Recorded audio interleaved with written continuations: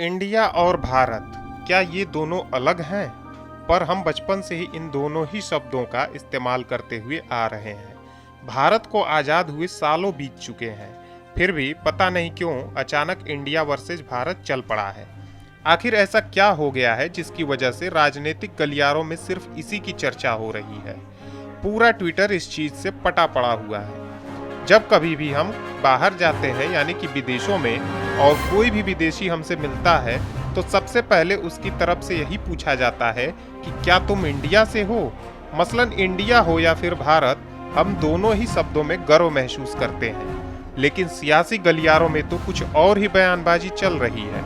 इस मुद्दे पर कांग्रेस पार्टी लगातार बीजेपी को घेर रही है और कह रही है कि बीजेपी इंडिया गठबंधन से इतना ज्यादा डर गई है कि वो इस शब्द को ही हटाना चाहती है।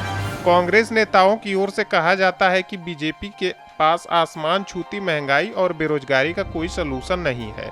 बीजेपी आज टीम इंडिया से इतना घबरा गई है कि वह इंडिया शब्द को ही बाबा साहब के संविधान से हटाना चाहती है। क्या जनता को फिर से भाजपा की एक मंशा पूरी करने के लिए लाइन में खड़ा होना पड़ेगा? सोशल मीडिया पर तो इस मुद्दे पर नोटों की फोटो शेयर हो रही है और सरकारी कागजात दिखाते हुए यूजर्स बोल रहे हैं कि क्या इस पर भारत और इंडिया लिखा हुआ दिखाई दे रहा है। सोशल मीडिया पर तो दलीलों और तर्कों का अंबार सा लगा हुआ है। वहीं बीजेपी नेताओं की ओर से इस पर प्रतिक्रिया दी जा रही है। बीजेपी नेता और यूपी के डिप्टी सीएम केशव प्रसाद मौर्य ने कहा है कि हम अपनी जीत पर भारत माता की जय बोलते हैं, न कि इंडिया माता की जय। आपकी जानकारी के लिए ये भी बता दें कि G20 के बाद केंद्र सरकार ने संसद का विशेष सत्र बुलाया है। विशेष सत्र में क्या होगा, किन मुद्दों को लेकर चर्चा होगी, इस पर कई तरीके की अटकलें भी लगाई जा रही हैं। कहा जाने लगा है कि संसद के विशेष सत्र के दौरान केंद्र सरकार देश के नाम बदले जाने का प्रस्ताव भी रख सकती है। अब जान लेते हैं कि आखिर अखंड भारत का नाम इंडिया किस तरह से पड़ा। नॉर्मली जो हमारे देश के इतिहासकार हैं उनके हिसाब से इंडिया नाम अंग्रेजों के आने के दौरान ही पड़ा था। जानकारों के अनुसार प्राचीन काल से ही हमारे देश के कई नाम रहे हैं। प्राचीन ग्रंथों में ही अलग अलग नाम दिए गए हैं: आर्यव्रत, हिंद, अखंड भारत, भारतवर्ष, भारत। लेकिन आधुनिक नाम भारत सबसे ज्यादा लोकप्रिय रहा, जो अभी तक चला आ रहा है।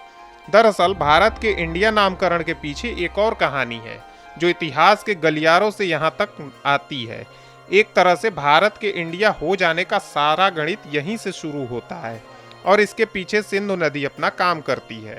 सिंधु नदी का दूसरा नाम इंडस भी था, जबकि सिंधु सभ्यता के चलते भारत की सिंधु घाटी की सभ्यता को एक और पुरानी सभ्यता यूनान, जो आज का ग्रीक है, वो लोग इंडो या इंडस घाटी की सभ्यता कहा करते थे।